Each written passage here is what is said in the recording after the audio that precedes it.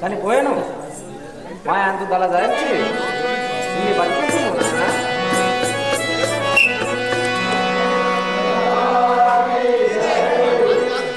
చచ్చినట్టు వాణ్ణి సరగున బ్రతికించ చచ్చినట్టు వాణ్ణి సరగున బ్రతికించ దాతకైనానేమి తరముగాదో గాన గాన కాటిలోన గాల్చండి వేగమే మృత్యువాత బడియ సత్యమిప్పుడు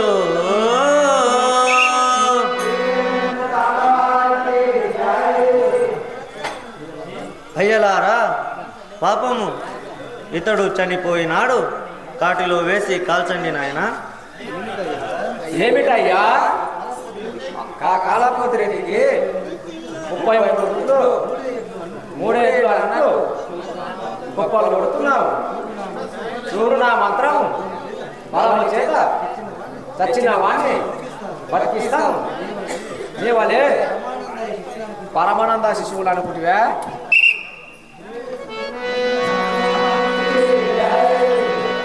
అయ్యలారా బ్రతికించుకో, విపరీతము సంభవించినది. లేరా తమ్ముడు, లేరా లేవరా తమ్ముడు, లేరా తమ్ముడు, రామరెడ్డి వచ్చింది లేవరా, ఆ సతీష్ వాడు కాదు లేవు, లేవరా మా ఇమ్మ లేవరా, నా ఇజ్జత్ పోతా లేవరా, ఎంత కదా ఆ సర్వమూర్తి పాదములపై పడి క్షమాపణలను కోరుకుందాం రా.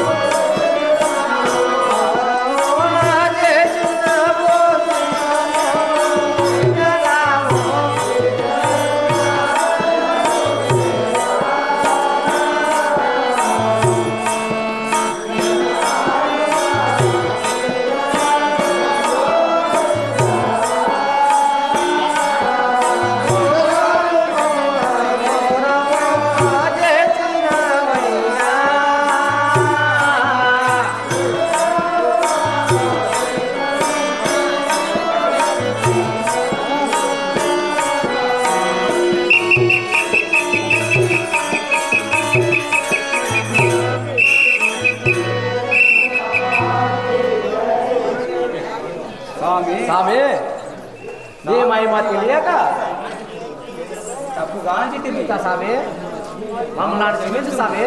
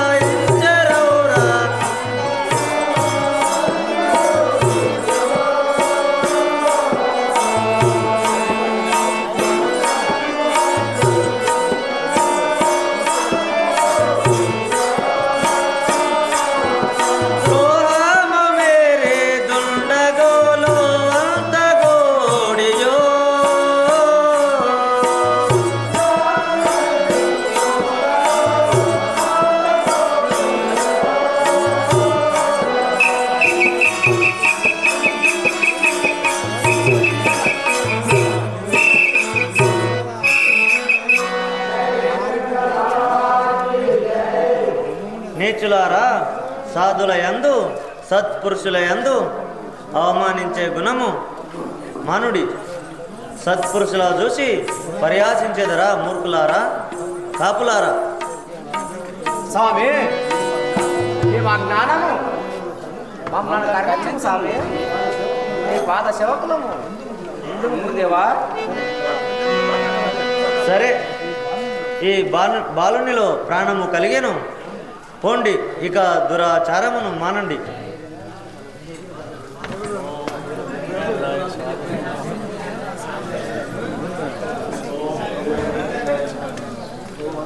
ఓం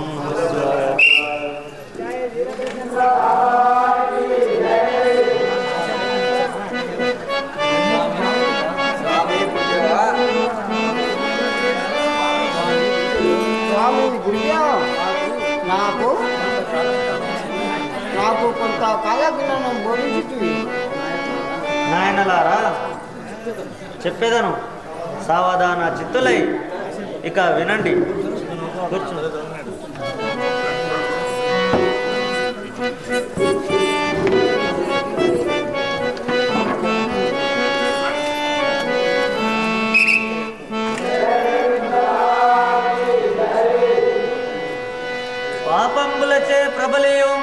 పాపంబులచే ప్రబలియు కాపురమౌ ఈ ప్రపంచ కాలము కొంత స్థాపించు నవతరించుట కే పూర్వము జరుగు మోచ నెల్లా తెలిపెదానో.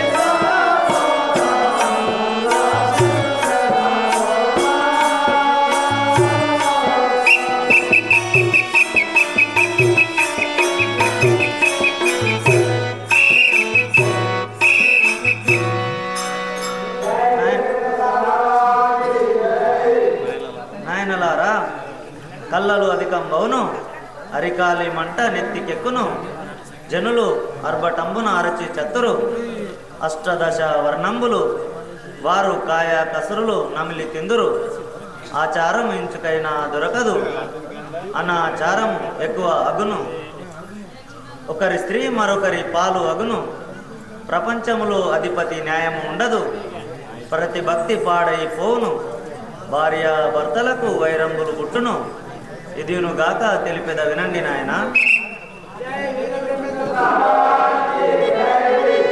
గురువుల మనసునుడాంబిక, గురువుల మనసునుడాంబిక, గురువులు పరమార్థులెట్టి గురుతేనుచున్ తెరవరులకు ఉపదేశించియు మరో శాస్త్రములెలుగా తెలిపి మనము నాకే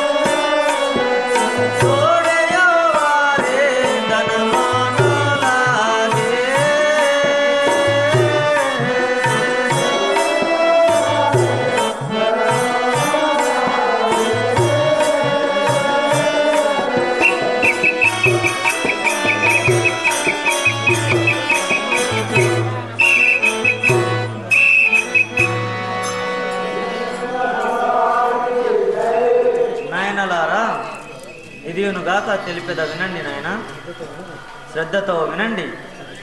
ఇత్తడి బంగారంబుకు సత్తుగదర గల్గునింక సౌందర్యవతుల్ మమతచ ధర్మంబును మరి బొట్టును విడనాడైదరా పురుషోల గోడే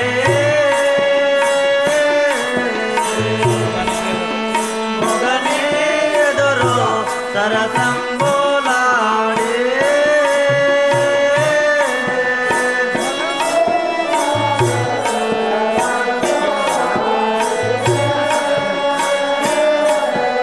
మొగని ఎదురు సరసంబోలాడే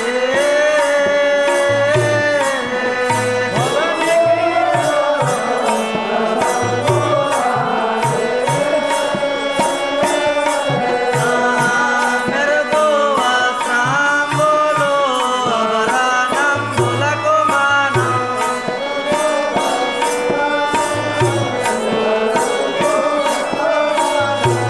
మెరుగు వస్త్రాంబులు ఆభరణంబులకు మానం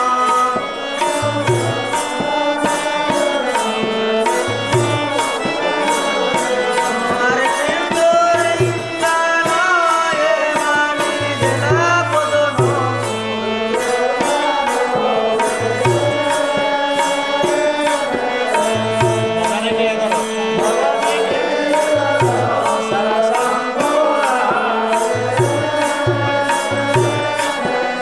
మొగని ఎదురు సరసంబోలాడే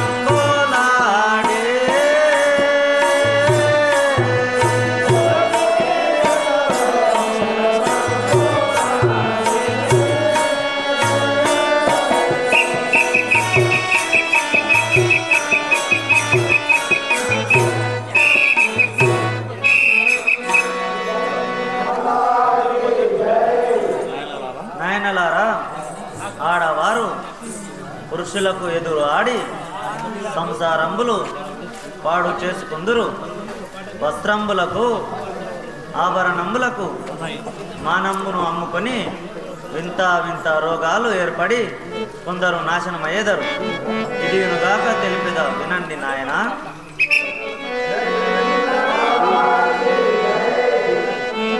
ఈ యుగము 5,000 ఏండ్లు, ఈ యుగము 5,000 ఏండ్లు, యుగమైనంత ప్రభవ ప్రార్థివ మొదలు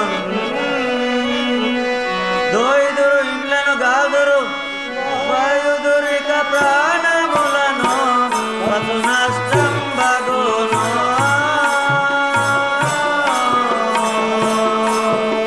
ప్రజలే భూమిని నష్టం బగును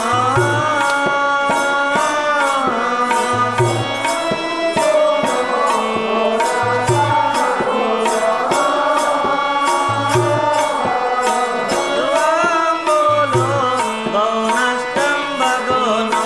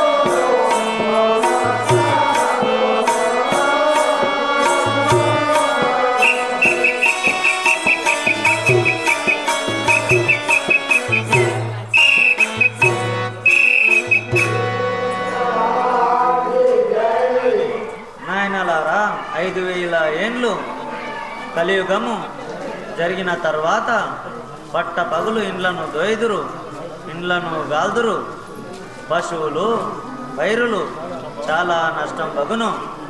ఇదినుగాక తెలిపేద వినండి నాయన. పల్లెలు పట్నంబులు మరి మెల్లరులు ఒకరినొకరు ఎరకపరచకన్ తల్లడిల్లుచు పోరాడియు మల్లగా జీవములు విడచి అంతరించెదారు.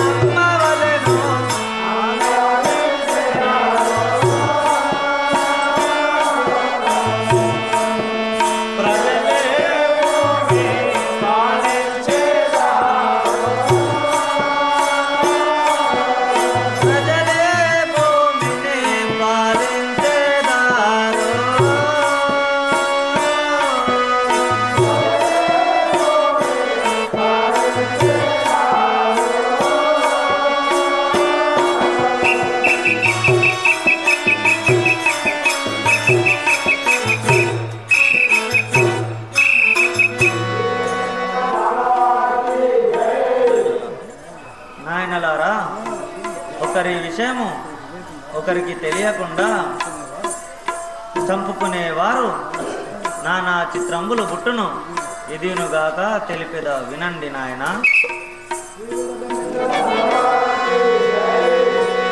ఇలయందు రోగంబులు అధికంబుగా వచ్చును, 7 గ్రామంబులొక్కటవును. నలరుగనంతట ధర్మము మరి కొలుపొందుగా గల్గువేరా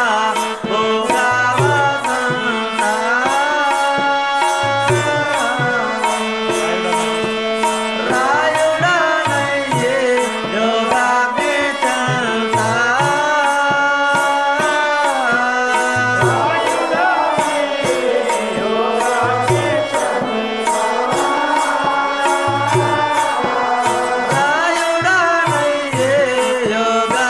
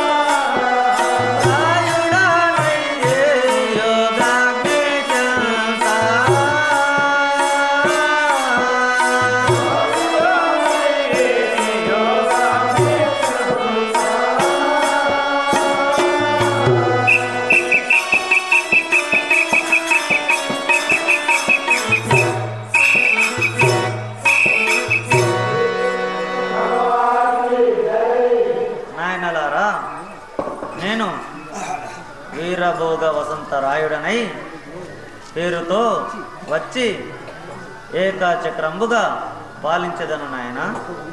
భక్త బృందములారా, మీరు మన ఆచారాలను సాంప్రదాయముగా జీవించుటకు భగవంతుణ్ణి నిత్యము పూజలు చేస్తూ నామస్మరణ చేయండి నాయన. ముక్తి మార్గమును పొందండి నాయనలారా. ఇక నాకు స్నానమునకు సమయమైనది. నేను ఇక వెళ్ళిపోయేదను.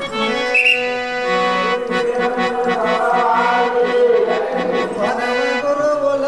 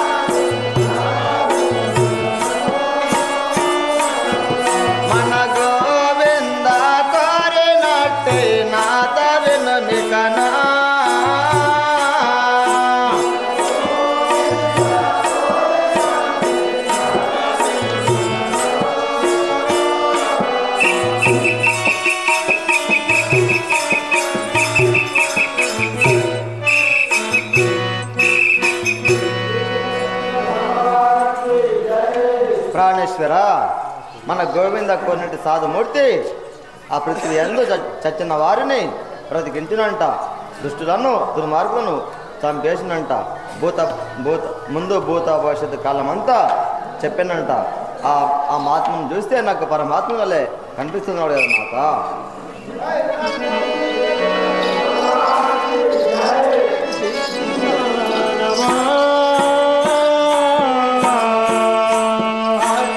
సన్యాసి దేవుడవు నా పిచ్చిదానవా,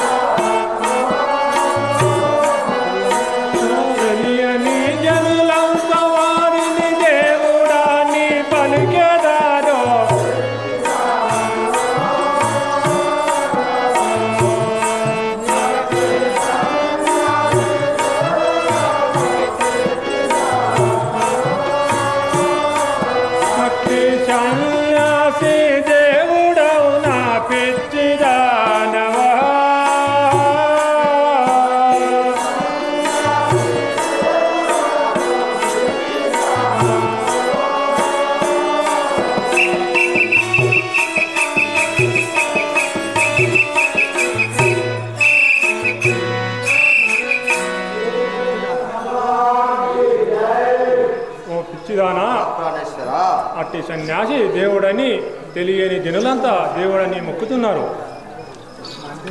చచ్చిన వారిని ఎవరు బ్రతికించలేరు.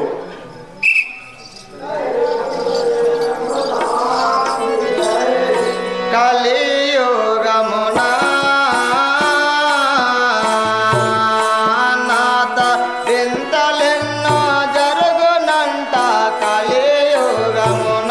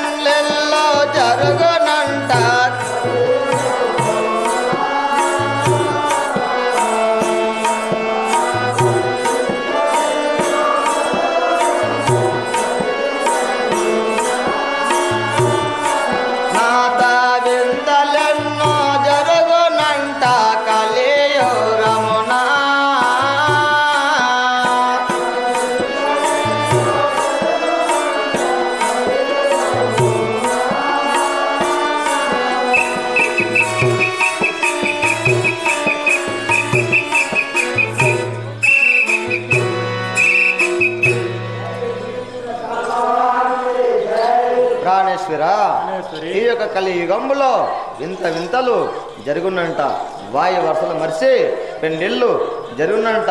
ఆ సాధుమూర్తి చెప్పినాడంట స్వామి.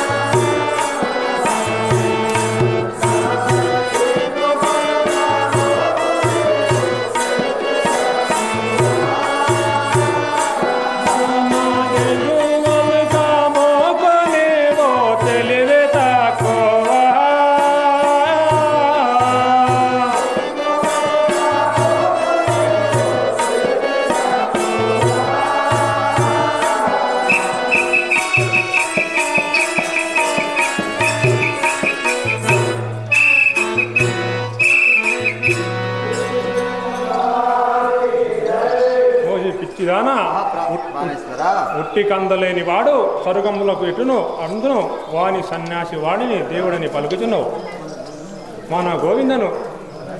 మన గోవిందను ఒక్కనాటికి ఇవ్వలేను.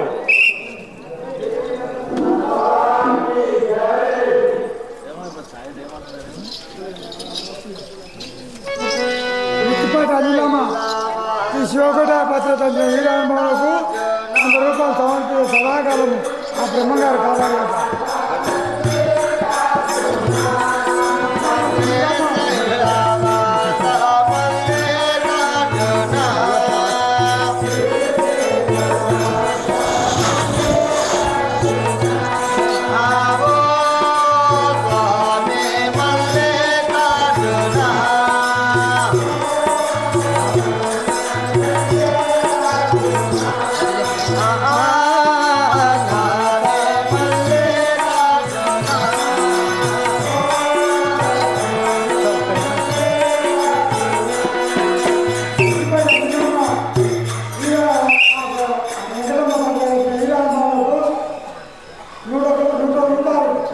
సమర్పించే సదాకాలము ఆ బ్రహ్మగారు కావాలి.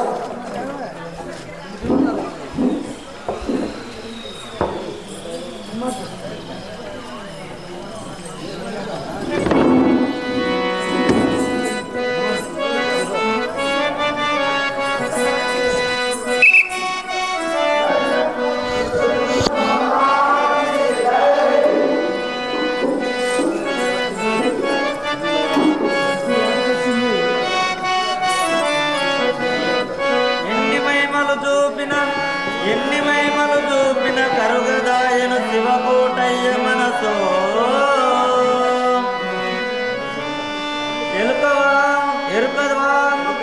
ఎరుక రూపము దాల్చి నేరుక చెప్పి ఇంటినటులైన లగ్నంబు చేయువాడా చేయుటకు ఒప్పించువాడా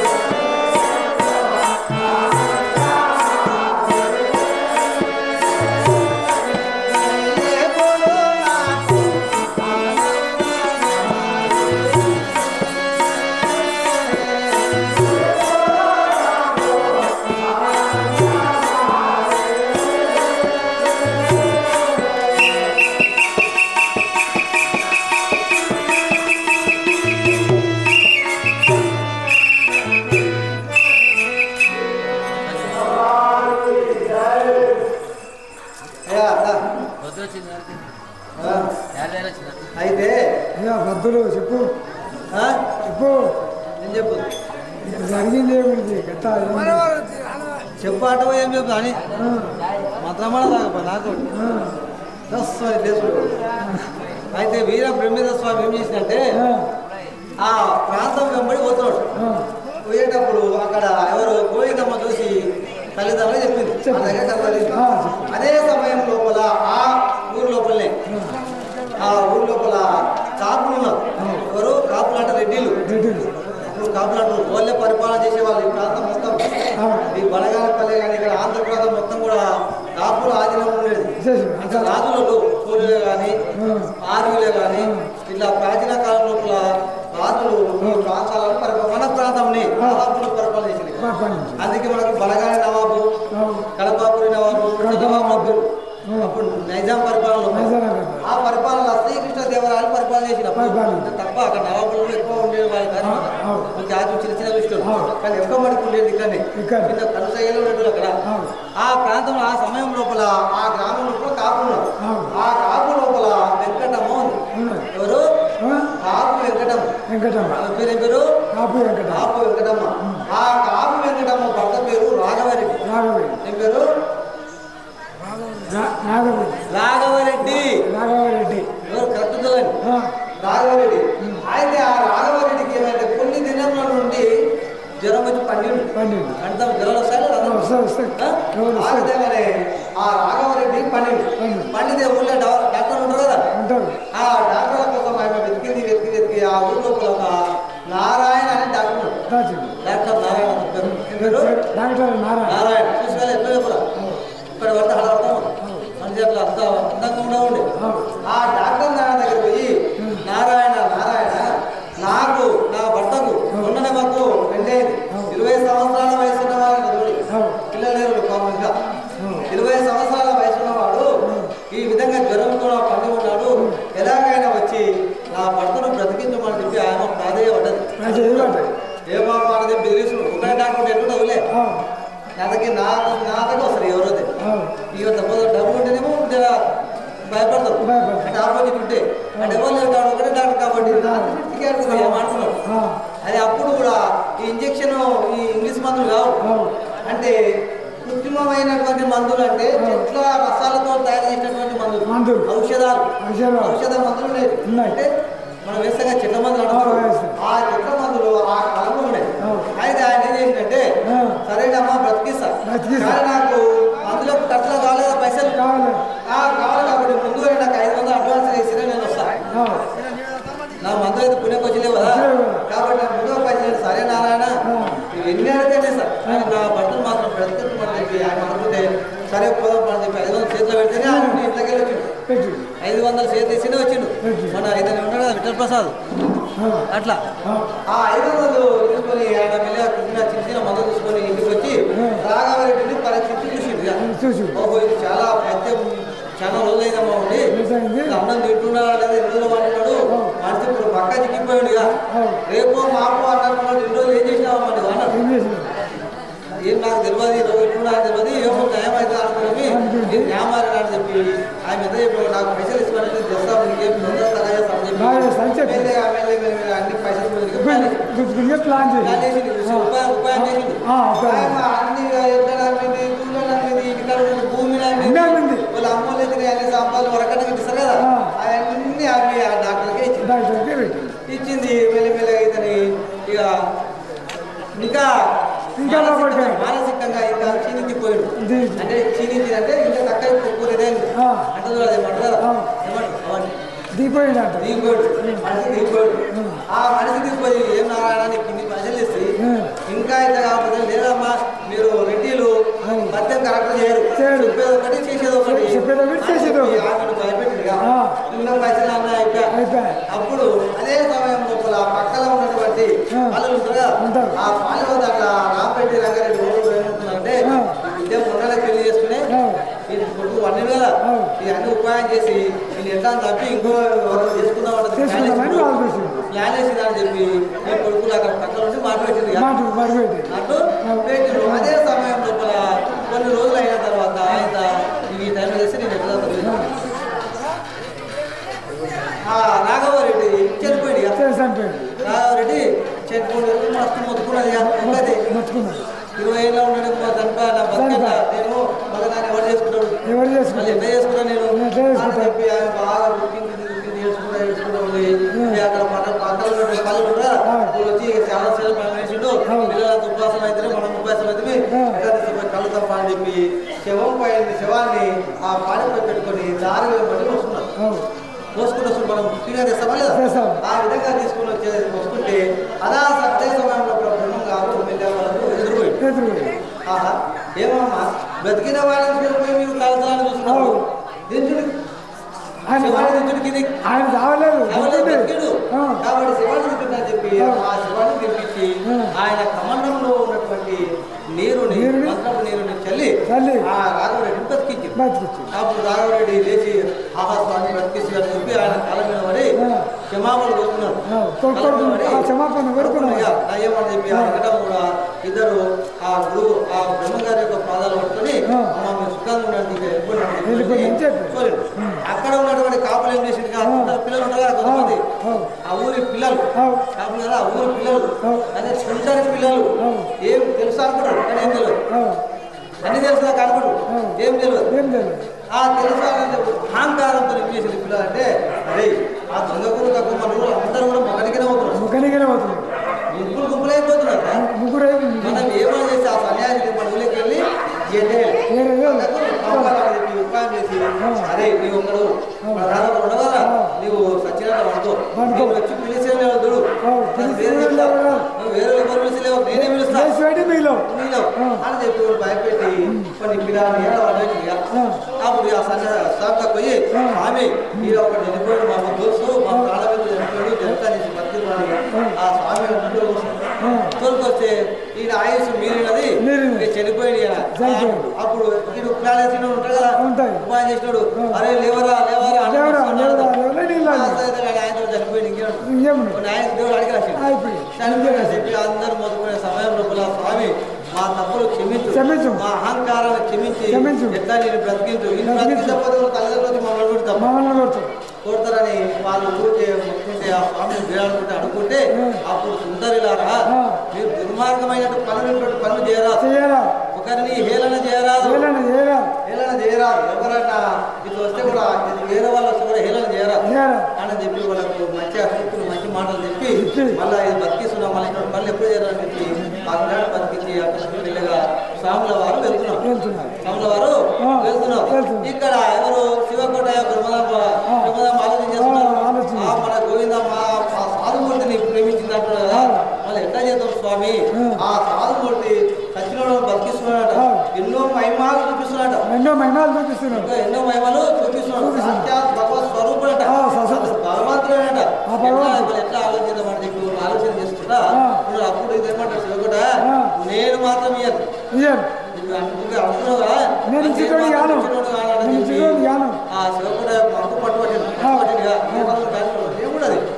రుద్రాక్షలు వేసుకున్నాడు జోలు వేసుకున్నాడు తిరుగుతున్నాడు బిచ్చం వేసుకుంటున్నాడు పిల్లలు వేస్తే లాస్ట్ పిల్ల ఏమైనా అయితే మనకి ఉండదు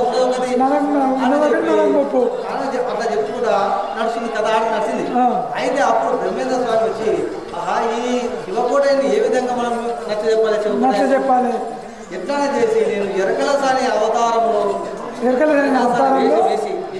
వేషం వేసి శివకోటయ్య దగ్గరికి వెళ్ళి వాళ్ళ ప్రాంతానికి వాళ్ళ భవనానికి వెళ్ళి చెప్పితే అప్పుడైనా నచ్చుతారేమో అని చెప్పి అప్పుడు బ్రహ్మం గారు ఎరకలసాని వేషము ధరించడానికి పోయిండు వాళ్ళు ఎరకలసాని వచ్చి ఏం చేస్తారు ఎరక చెప్తారా ఎవరికేం చెప్తారు చూద్దాం మనకి